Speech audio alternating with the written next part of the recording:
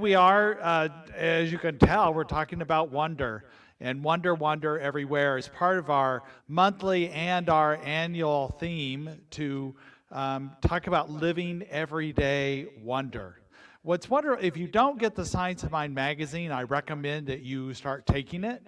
It's got great articles. It's got daily affirmations and a little a story and a little thing to just a spiritual reflection kind of thing, like what the practitioners do.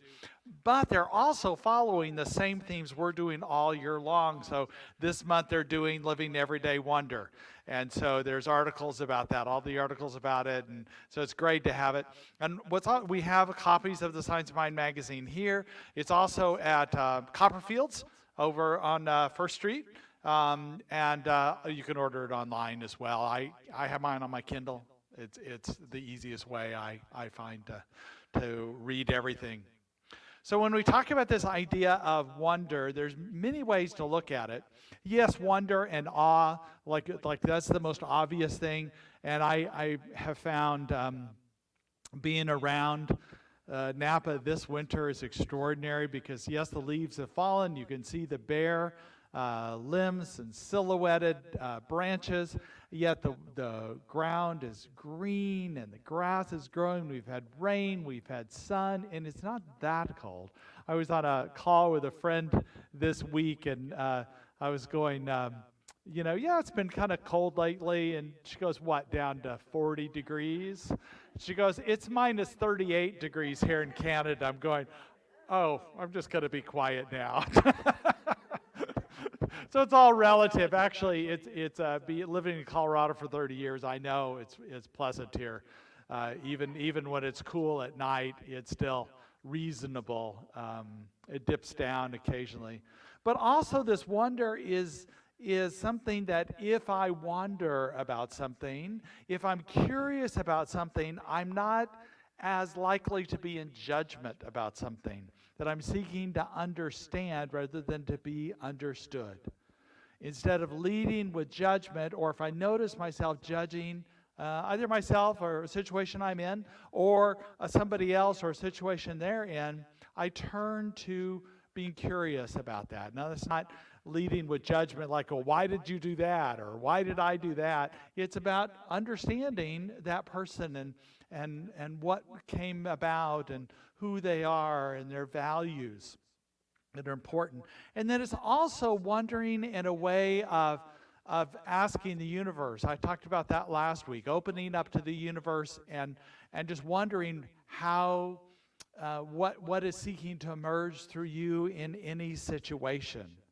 I love what we had a visioning workshop yesterday, and we had a video by Dr. Michael Beckwith that founded the Agape Center in Los Angeles. He's been on a lot of television shows like Oprah and different things, was in The Secret and other things. But I loved what he had to say about, got to remember which way is my slide, and it's still not moving for some reason. Let's see what's going on here. Oh, that's why. Hang on just a minute. Technical problems here. No.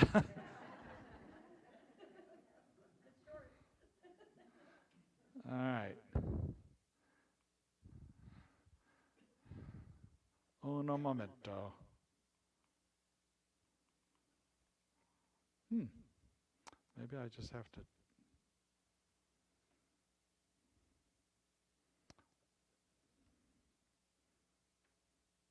Sorry. There we go. So he said, behind every problem, there's a question trying to ask itself. And behind every question, there's an answer trying to reveal itself. I love this. So whatever we're facing in life, that there is something behind that. There's this question that's seeking to emerge from it, and that there's an answer the universe is willing to fill in. If we wonder, if we're willing to ask, if we're willing to be, boy, I don't know, I've not been in this situation before, show me a way. How can I be present with this situation? How can I shed light on this? how can I be present with this person that really frustrates me right now? It can be that. Just seeking patience and understanding, or just being present with life itself. And he goes on to say, behind every answer, so behind every question, there's an answer trying to reveal itself. Behind every answer, there's an action trying to take place. And behind that action, there's a way of life trying to be born. Wow. So if you start at the beginning, every problem, there's a way of life seeking to be born. If we're willing to wander, willing to question, willing to be open to what that is. As we step into what we call this new thought, this includes Centers for Spiritual Living, Independent Religious Science, Unity Churches, this new thought umbrella, a lot of people take it down to the simplest form and talk about something like laws, spiritual laws like the law of attraction. The law of attraction is a great thing. It's talking about our consciousness, our thinking creates our life, but there's a limitation to it because you can overthink things or overanalyze things or over-wonder about how you created something. I tend to focus on more about what I would call the law of receptivity or the law of alignment. So in any particular situation I have, I want to reopen, reconnect, realign myself so I'm open to creating a new experience in my life. To be in harmony, so whenever we have a disconnection, a disharmony, a dis-ease in our bodies or in our awareness, we wonder what we can do to be receptive to a greater good, to a healing, to a wholeness, to that which we know is God that is around us. We want to create, we want to experience Spirit within us, the heaven within us, and manifest it on earth as in heaven, as above, so below, as in heaven, on earth. And I think the best way to do that is through curiosity.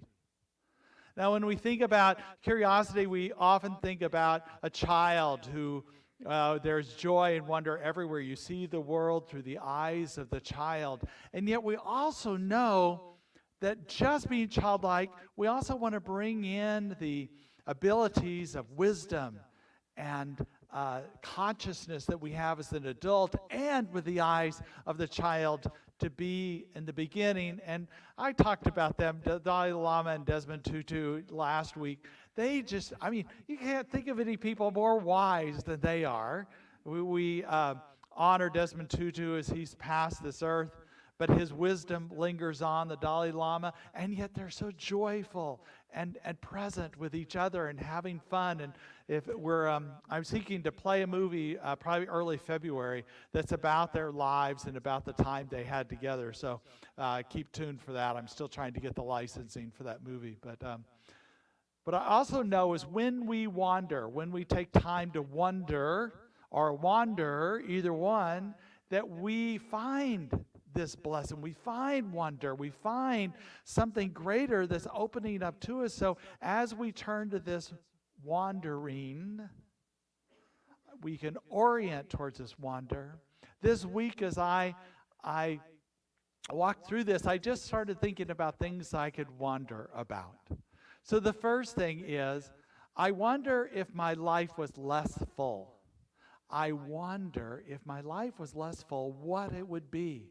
My experience is often my mind is full, I'm busy, rather than being mindful, so that it becomes more like this. Am I mindful or mindful? But when I am mindful, I am more present with what's inside of me. Incomplete feelings I might have of regret or an unforgiveness or a sadness, or perhaps thoughts and beliefs that are false, that are simply not true. And if I stay busy, I don't notice them. But when I slow down, so I'm present with what's going on, I can be doing things and still be mindful. But I notice maybe I have a thought of being unworthy or not lovable or not forgivable or whatever. And I can pull that out and go, that's not true. I'm whole, complete, and a healthy expression of the divine. And I know that's the truth of who I am. It's not that false belief that comes through. But if I stay busy enough, and sometimes in my past life, I stayed busy so that I wouldn't have to feel those, right? Because they're uncomfortable to move through them. To notice them and go, oh gosh, that was back, when I was a kid, and it doesn't matter, exact cause doesn't matter. You just notice it and just say, that's not true. That's not true. And the other thing I'm doing is I'm clearing out some space in my life, that, that, like in my garage, there's bins of things that, I think at one point they had some purpose. I think they're going to have some purpose later on, perhaps, or I want to donate them to something, or I might need something in there. But it's got to be such a clutter in my garage, and yet I'm quite used to it. It's a fixture in my garage, but I don't even notice it when I go in there. It's just like, oh, that's what it is. I've accepted it as the way it is. And I think we do that with our own emotions and our own thoughts that, oh, that's just who I am. This is going to be the way life is. I accept it. When we can let go of the fullness of our minds, of our soul, and empty it out and surrender, we can find some gems in there. And also, we can't be, just like my garage, I'm going to cleaning it out this week. And I'm just going to let things go and not be attached where they go. Like finding, oh, so-and-so would love this book. I'm just going to let it go. I need to clear it out so there's room for me, for my joy, my wonder, my curiosity. Because I know when I clear out what clutters my space, that we can create room for what we want to experience. On all levels, mentally, spiritually, physically, emotionally. We can create room for what we want to experience. So I'm going to simultaneously declutter my garage while also setting intentions around decluttering my life. Now, what's interesting is, like I talked about before, about questions about things, what I notice is when I set an intention, the universe shows up to remind me of my intentions, right? This week, even my phone tried to tell me, let's free up some space. You ever had that on your phone? So it was a reminder, I need to free up some space in my life. That's my intention for 2022, is space. Space between things, space between my thoughts, space between, just space to be. So it's great to have a phone that gives me notification that I need to free up some space. But I encourage us all to take an inventory of life, and that notice that we can tell the same stories, the same thoughts, and we're recycling those when we really just need to let them go and let them, we can tell ourselves the truth that's there. One of my favorite authors, Wayne Mueller, wrote a book called The Life of Being, Having, and Doing Enough. Being and having and doing enough. What if our life had so much space in it that we recognized that we were enough and we do enough? Because sometimes we keep doing and doing and doing, so we won't feel that we might not be enough. The truth is, we are enough in every way, in relationships, in tasks we do, in just our beingness. We are more than enough because we are this divine expression of life itself. The other thing I wanted to begin to wonder about this week is, I wonder if instead of judgment, I turn to wonder. Instead of judging somebody or judging myself, what if I just went to a curiosity? Carl Jung said, thinking is difficult. That's why most people judge. And also Walt Whitman, the poet, said, don't judge, be curious instead.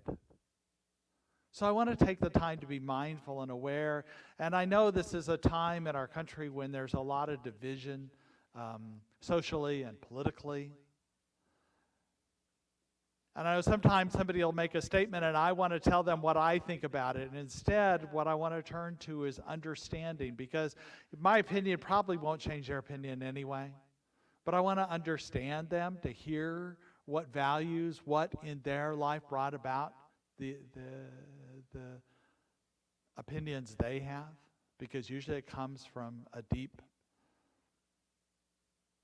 need of theirs, a value of theirs. It's important for them. And if we are able to hear that, they might be willing to hear something else too, to open to it. And I think this is also about ourselves, about our self-judgment about a situation we might be in, that we judge it as being bad, or we judge it as not healthy. And that may be. And we maybe want to make choices out of it, but if we want to create something different, we need to be willing to understand that. We're willing to wonder about it. The truth is, all things are evolving and unfolding. And what if we just assumed it's going to turn out all right?